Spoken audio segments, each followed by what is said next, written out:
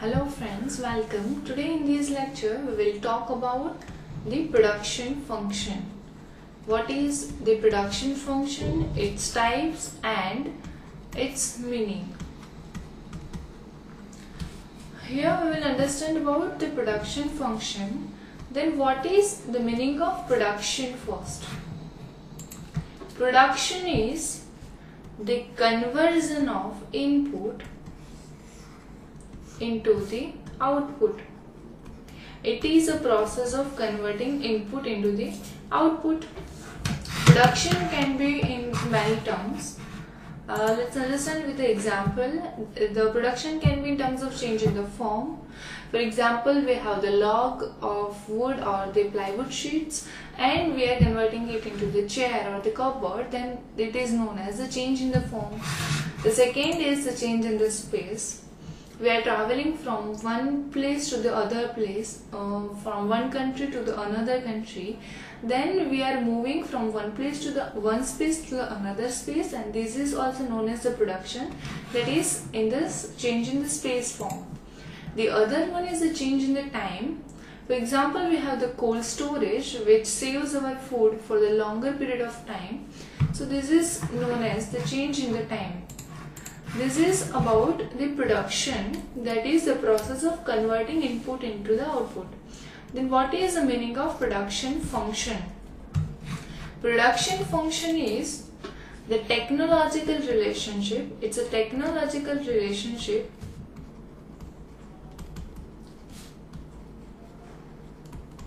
which expresses the relationship between the output of good and the combination of input.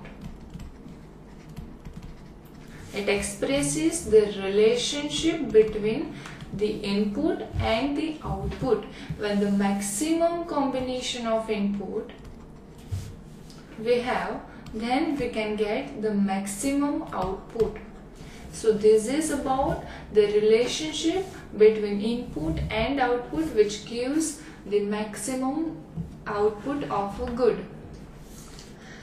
How we can write production function mathematically? So production function we write here mathematically is, it is Q, that is the quantity of the output. It is a function of L and NK, etc. Here Q is the output, L is the land, N is labor and K is the capital. This is about the production function. We can represent in this way mathematically. Here we have some of the assumptions of the production function. What are these assumptions? The first one is the technology is invariant. The technology used in the firm, in the production process is invariant, that is that remain constant for some period of time.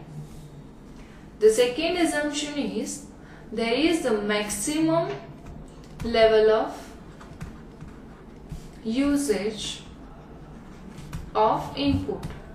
For example, we have the labor as input, then their efficiency is maximum. The usage of their efficiency is at the maximum level. So these both are the assumptions of the production function. Let's understand the types of the production function. What are the types of the production function? We have the two types of production function, that is the long run production function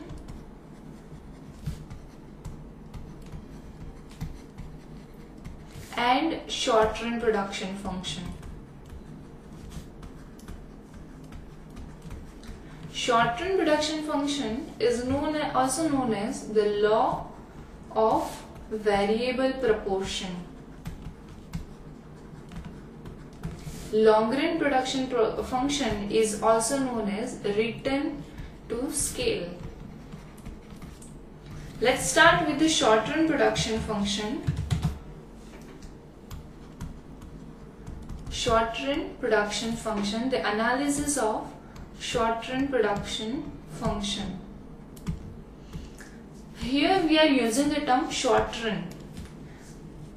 What is the meaning of short run? Short run means the fixed factor remain fixed in this period, in this analysis, and there can be change in the variable factor only. So if we have the variable factor like labor, so labor only can vary. Fixed factors like plant, machinery, etc. cannot vary. It remains fixed in the analysis period. So this is about the short run period. Before going to understand the short run production function, we need to understand certain key terms that is related to the short run production functions. That is the total production, total product, marginal product and average product. Total product is the amount of output produced. The total amount of output produced is known as the total product. Whereas marginal product is, let's understand we have the labor as the variable factor. So if there is change in the labor, if there is change in the output, when there is change in labor. So if we increase labor by 1 unit, then whatever change in the output is known as the marginal product of labor. The same way we have the average product of labor. It is the total product per unit of labor. So average product of labor can be defined as the total product per unit of labor. So this is about the total product, marginal product and the average product. Let's understand the law of variable proportion. This law is also known as the law of marginal return, diminishing marginal return. In this, as it is the short run analysis, short run production function analysis, the fixed assets like plant, machinery, etc. remain constant.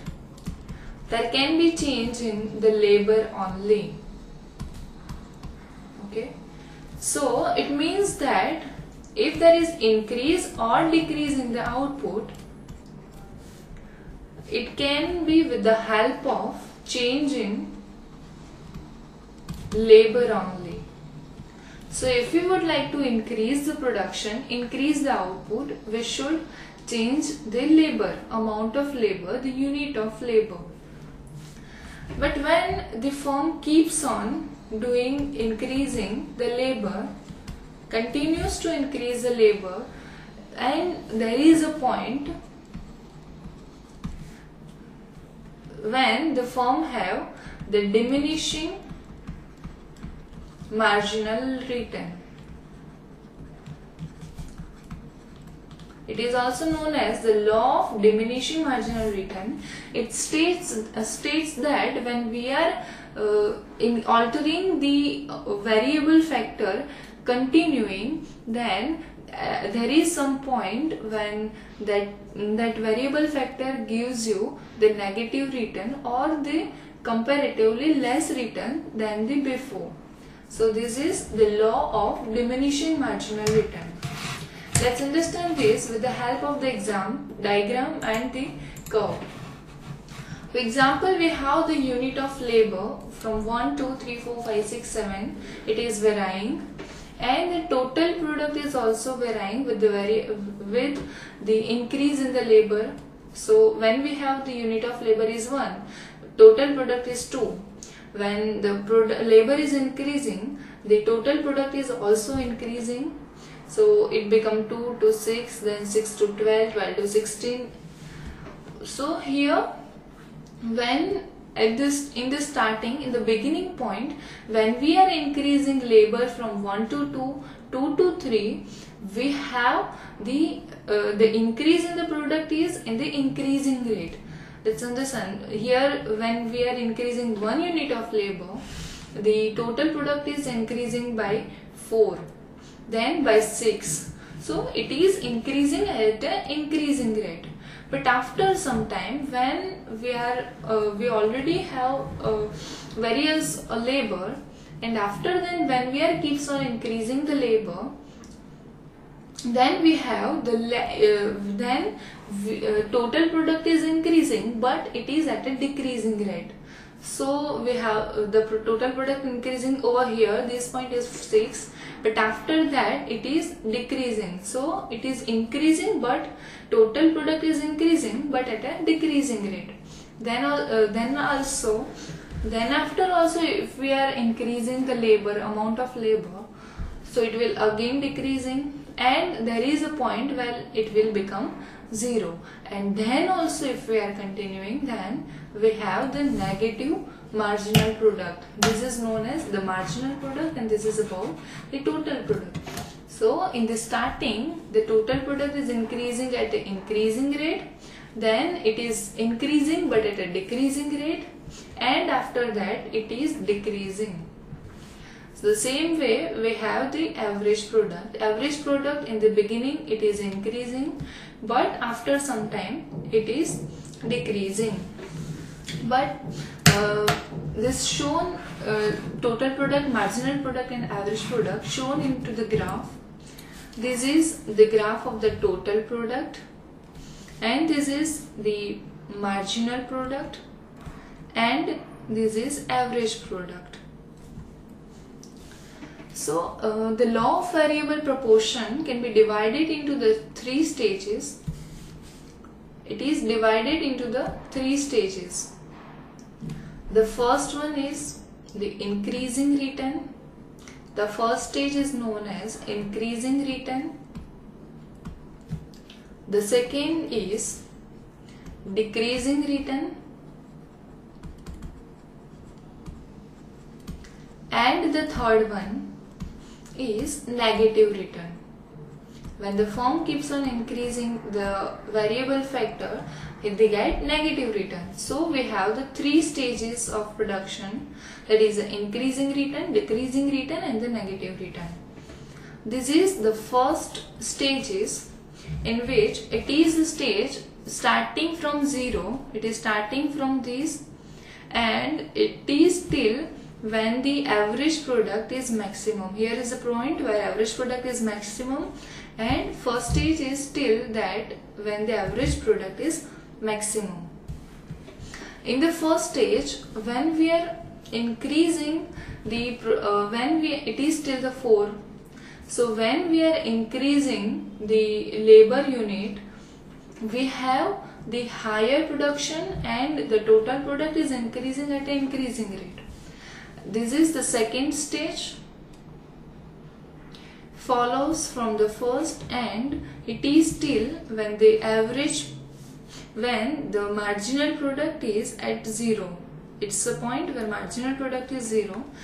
So second stage is till the marginal point when becomes 0. And after that it is the third stage. It is known as the negative return. Here in this, no rational firm would like to operate in the first and the second stages, first and the third stages. Why they would not like to operate in the first and the third stage? Because in the first stage there is the underutilization of the resources. So in the first stage, if the firm increased the unit of labor, it gave higher return. So it is the underutilization of the resources, whereas in the third stage there is the overutilization of resources, as there is the higher amount of labor and we can't be able to use it maximum. So it gives a overutilization and gives the negative returns. But the second stage is the stage where firms can get the maximum total product. and it is a point where every firm would like to operate. So this is about the law of the variation proportion, and it is the increasing return. It is the stage of increasing return, then it is the stage of decreasing return, and this is the stage of negative return. Let's have the relationship between the total product, marginal product, and the average product. Let's understand this with the help of a graph.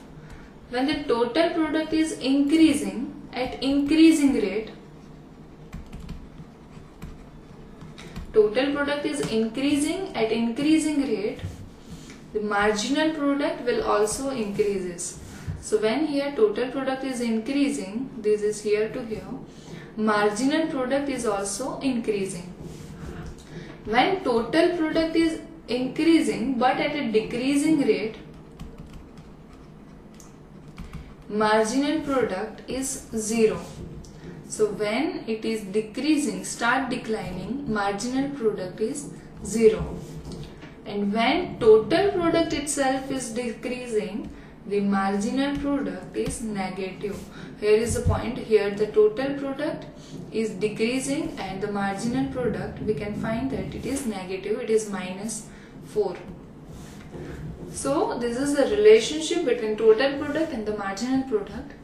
The relationship between marginal product and average product. When the marginal product, it is here, marginal product curve is above than the average product, then average product is also increasing. But when it starts declining, the average product is also declining, and when it becomes negative, average product is at lowest point, but average product never become negative. This is about the law of variable proportion, the short run production function. So let's have the summary of this lecture. In this lecture we have understand about the production, the meaning of production, production function, and the short run production function. In the next lecture we will talk about the long run production function and the Hausdorff point.